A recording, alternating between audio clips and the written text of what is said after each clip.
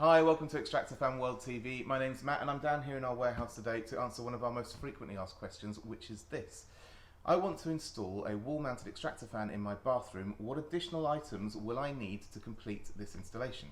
Well, before we look at those additional items, let's dive down onto the table and have a look at a suitable fan for this installation.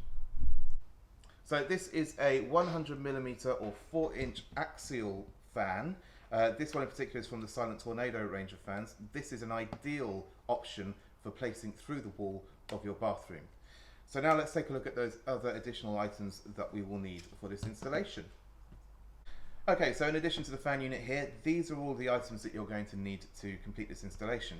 All of these items, same as the fan, are 100mm or 4-inch in diameter, and it's worth noting at this point that if you were doing an installation, say for a kitchen fan, which may be 5 or 6 inches, all of these items would need to match the size of the fan unit. Okay, so first on the list of the accessories is this. This is the flexible aluminium ducting. This is going to be used to attach your fan unit to the next item on the list, and that is one of these. This is an external grill.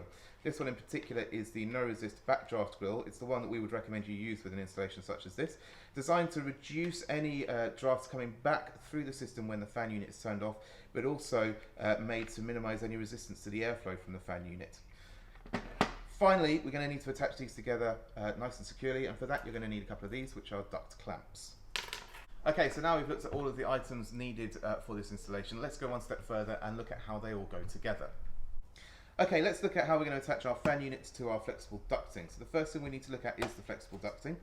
This is going to need to be cut to the length required, so that's going from the fan unit through the thickness of your wall and onto the external grill. To do this, once you've got that measurement, so you want to pull this out nice and taut, like so.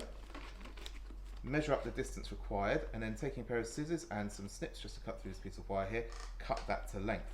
Once that is done, we can now attach this end to the fan. So on the rear of the fan you have this section which is called the spigot.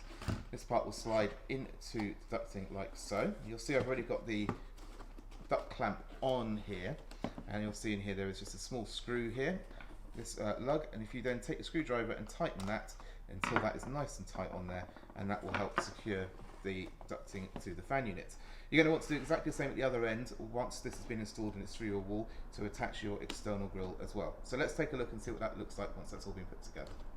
Okay, so once it's all been put together, it's going to look a little bit like this. Obviously you're not going to see this at the centre section, it's going to be in your wall, but you're going to go in from your fan unit with a nice taut ducting in between out to your external grill. Thank you very much for watching this video. I hope it's been informative and has answered the question for all those additional items needed for this style of installation. All of the items that we've looked at today are on our website, which is www.extractorfanworld.co.uk, or please look in the description below for links to all of the products that we've shown. Many thanks. We'll see you next time on Extractor Fan World.